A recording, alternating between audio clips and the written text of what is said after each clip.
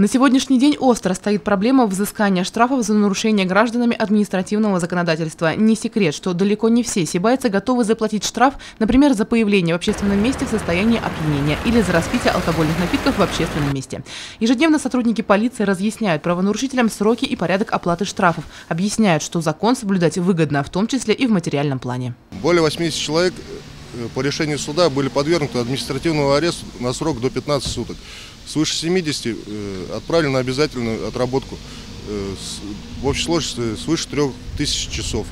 Сотрудники правопорядка напоминают, штраф необходимо оплатить в 60-дневный срок со дня вступления постановления по делу об административном правонарушении в законную силу. Должников полицейские выявляют постоянно, не только в дни проведения мероприятия «Должник». Поэтому отдел внутренних дел города настоятельно рекомендует гражданам: не создавайте себе лишних проблем и своевременно, добровольно платите штрафы за административные правонарушения. А еще лучше – не нарушайте закон.